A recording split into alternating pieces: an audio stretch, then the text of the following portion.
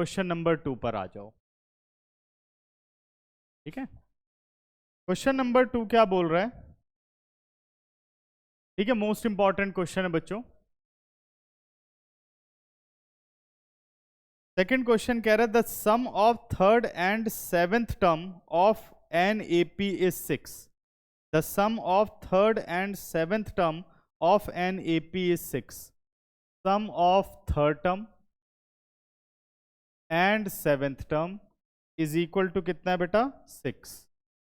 ठीक है, आगे कहता है एंड देयर प्रोडक्ट इज 8। इन दोनों का प्रोडक्ट यानी A3 multiply with A7 is equal to 8। ये दो कंडीशंस हमें दे रखी हैं। ठीक है ना, अब ये कह रहा है find the sum of first 16 terms. हमें क्या फाइंड आउट करना है? Sum of first 16 term.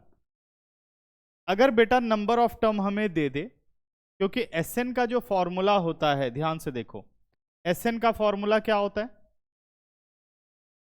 Sn का फॉर्मूला होता है n/2 2a plus n-1 into D.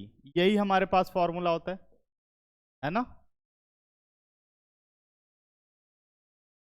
ठीक है, इस फॉर्मूले के अकॉर्डिंग n हमारे पास 16 है, a हमें पता नहीं है, d हमें पता नहीं है। ठीक है, ठीक है,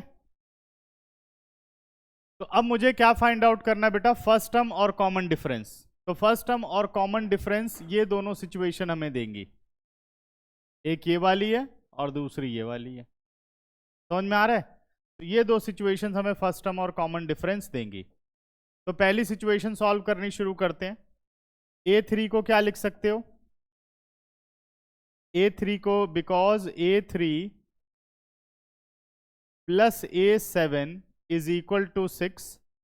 This implies A3 is A plus 2D और A7 को क्या लिख सकते हो? A plus 6D is equal to 6. A plus 6D is equal to 6. ठीक है ना, आगे बढ़ते हैं। अब A और A ऐड होकर के कितना बन गया? 2 into A plus 6D plus 2D कितना बन गया? 8D is equal to 6। अब देखो बेटा, ये कैंसिल हो सकता है, तो दोनों में से 2 को कॉमन ले लो। A plus 4D is equal to 6 और 2 को ले जाओ डिनोमिनेटर में, A plus 4D upon 6 upon 2 हो गया। A plus 4D is equal to 3। Equation number 1 हमारे पास आ गई। ठीक है, ठीक है। दूसरा बेटा, अब कह रहा है A3, नेक्स्ट हमें कह रहा है A3 multiply with A7 is equal to 8 आ रहा है। अब A3 को क्या लिख सकते हो? A प्लस 2D और A7 को क्या लिख सकते हो? A plus 6D is equal to 8। ये हमारे पास वैल्यूज आ गई। समझ में आ रहा है? अभी यहां पर भी बेटा 2 वेरिएबल है और फर्स्ट इक्वेशन में भी 2 वेरिएबल है। अगर मैं फर्स्ट इक्वेशन को यूज करके value of A find out कर लूं तो ये पूरा का पूरा D में चेंज हो सकता है, या value of D find out कर लूं तो पूरा A में चेंज हो सकता है। अब A फाइंड आउट करें या D फाइंड आउट करें, ध्यान से समझो। अगर बेटा A को निकालूंगा तो मुझे कोई डिनोमिनेटर नहीं मैनेज करना पड़ेगा, और अगर मैं D को निकालूंगा तो मेरे पास आ जाएगा A माइनस 3A अपॉन 4, है ना? Sorry, D is equal to 3 minus A upon 4। तो वो हमें डिनोमिनेटर मैनेज करना पड़ेगा। तो आसान क्या है? A की वैल्यू को निकाल लेना। तो फ्रॉम फर्स्ट अगर मैं वैल्यू निकाल लूं A की, तो ये ब्रैकेट क्या बन गया बेटा? 3 minus 4D plus 2D। Clear है सबको? और इस A को भी लिख सकता हूं 3 minus 4D plus 6D is equal to 8। तो ये कंडीशन किससे आ गई? फ्रॉम फर्स्ट, है ना? अब बढ़ते हैं आगे। किसमें? एलिमिनेट, प्रोडक्ट आ रहा है ना, क्वाड्रेटिक बनेगी। दोनों सम होते तो ऐसा होता, सम और डिफरेंस नहीं है। 3 माइनस 2D और इधर आ गया हमारे पास 3 plus 2D is equal to 8। देखो कोई फॉर्मूला दिख रहा है? A square minus B square, यानी 3 square minus 2D square is equal to 8। 3 square minus 2d square is equal to 8। ठीक है ना। अब बढ़ जाते हैं आगे। इसको अगर मैं सिंप्लीफाई करूं तो हमारे पास कितना आ गया, 9 minus 4d square is equal to कितना हो गया, 8।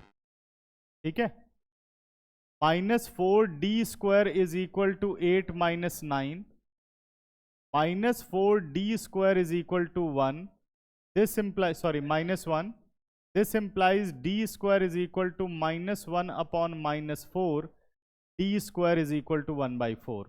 तो वैल्यू ऑफ d कितना हो गया बेटा, स्क्वायर रूट ऑफ 1/4 यानी प्लस माइनस 1/2। ये हमारे पास d की वैल्यू आ गई। क्लियर है, समझ में आ रहा है। ठीक है, अब d की वैल्यू आ गई। अब d से a फाइंड आउट करना है, फिर उस a और d से S16 फाइंड आउट करना है। ठीक है, समझ गए। तो चलो सॉल्व करते हैं। अब फाइंड आउट कर लेते हैं कि when d is equal to 1/2 तो a की वैल्यू कितनी आएगी। क्या इक्वेशन नंबर 1 में जाना चाहिए। इक्वेशन नंबर 1 में जाते हैं। यह आ गया a प्लस 4 इंटू डी कितना है, 1/2 इज इक्वल टू 3। ये कैंसिल किया बेटा, 2 2 जा 4 हो गया, और डी की वैल्यू हमारे पास कितनी आ गई, ए की वैल्यू कितनी आ जाएगी, 1। ठीक है, अब इसको थोड़ा ठीक करते हैं। हाँ कर रहा हूँ बेटा। a plus 2 is equal to 3, a हो गया 3 माइनस 2, a कितना आ गया बेटा, 1। तो d अगर हाफ है तो a कितना आ रहा है हमें, a हमें 1 मिल रहा है। ठीक है, a कितना मिल रहा है हमें, 1 मिल रहा है। a कितना आ गया था हमारे पास, 1 ना। अब निकाल लेते हैं हम S16। हाँ बेटा, वो भी अभी करना है। 16/2 2a कितना निकला बेटा, 1 प्लस 16 माइनस 1 15, और d की वैल्यू कितनी है, d की वैल्यू हो गई 1/2। करेक्ट है यहाँ तक। अब सॉल्व करूं तो ये तो 8 आ गया, यहाँ पर हमारे पास हो गया 2 प्लस 15 अपॉन 2। एलसीएम लूं तो कितना हो गया बेटा, 4 प्लस 15/2, 2 4 जा 8, ये आ गया 4 इंटू 19। आंसर कितना हो गया, 76। पहला केस हुआ। दूसरा केस है बेटा when d is equal to minus half, ये भी है ना। When d is equal to minus 1/2, अगर d माइनस 1/2 है तो a की वैल्यू कितनी हो जाएगी, a प्लस 4d कितना है, माइनस 1/2 इज इक्वल टू 3। तो 2 से इसको कट करूं, यह आ गया a माइनस कितना आया, 2 minute, a minus 2 is equal to 3। अब a माइनस 2 हमारे पास आ गया। अभी क्या कर सकते हैं हम, a इज इक्वल टू कितना आ गया, this implies a is equal to 3 plus 2, a is equal to how much, 5। a की वैल्यू आ गई, और d पहले ही हमारे पास माइनस हाफ था।